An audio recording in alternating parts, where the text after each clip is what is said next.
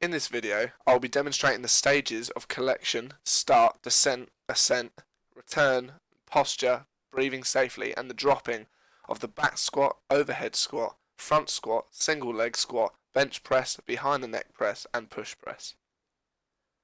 Firstly, I'll be looking at the back squat. As you can see, my participant approaches the bar by going underneath it and making sure that the bar is comfortably sat on her trapezius and not her neck, whilst trying to keep her elbows underneath the bar. Once this position is found, the participant removes the bar from the rack and takes a step back, whilst placing their feet at roughly shoulder width apart, with the toes pointed slightly outwards to allow a deeper squat. The participant would then aim to descend as low as they can by taking in a deep breath and keeping a slow and controlled movement. This would then be repeated after the participant reaches the bottom of the descent by pushing through the heels of their feet and exhaling as they ascend back into the starting position.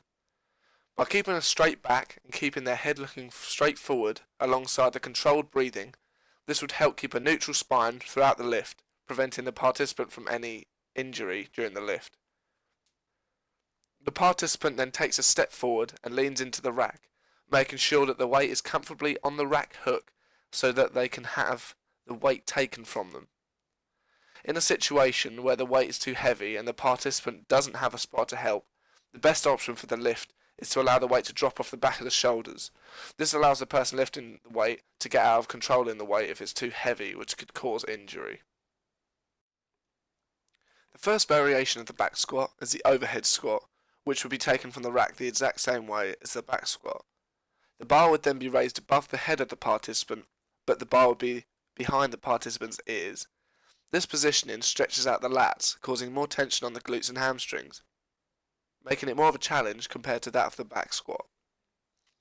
The feet would be in the same place as the back squat, which would be shoulder width apart and the toes pointing slightly outwards to allow a deeper squat.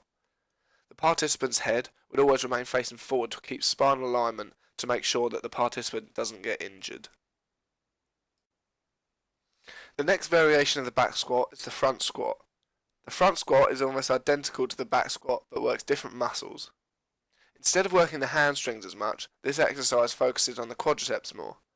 Instead of going underneath the bar and placing your bar onto your traps, the participant will take the bar onto the upper chest or clavicle area with their elbows raised as high as they can. This positioning of the bar creates a different centre of gravity, which causes the different muscles to be used, such as the quadriceps. The participant focuses on breathing in on the descent and then breathing out on the ascent, just like the back squat, which again creates pressure in the abdomen for the spine to keep its stability and alignment. The third variation of the squat is the single-legged squat. This is quite different to the original back squat because it usually doesn't involve a weight because it's quite a challenging exercise. This exercise can be completed using a bench or box as shown in this clip. The participant would lower down on one leg in a squat position with their hands held in front to counterbalance the movement. They would lower down until they make contact with the bench or box and then start to ascend back up to the original starting position. Again, the breathing would be the same breathing control as the previous squats. A deep breath on the descent and then an out breath on the ascent. The next exercise I'll be looking at is the bench press. As you can see, the participant sits on the bench with their feet planted firmly on the floor. They can then proceed to slide slightly further up the bench to make sure that the bar on the rack is roughly eye level with the participant. There are different grips that can be used on the bench press, such as wide and close grip. Close grip works and activates the bicep more, whereas the wide grip allows the chest to be focused on more when pressing. With the exercise, if it's a heavy weight or the participant is not comfortable bench pressing, then a spotter is a good idea to have to make the participant more comfortable lifting a certain weight. Once the grip position is complete, the participant would slowly lower the bar down towards the centre of their chest without allowing the bar to make any contact with the chest itself.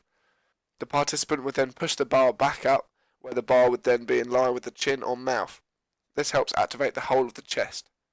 With this exercise, the participant would take a deep breath in on the descent of the bar and on the ascent exhale.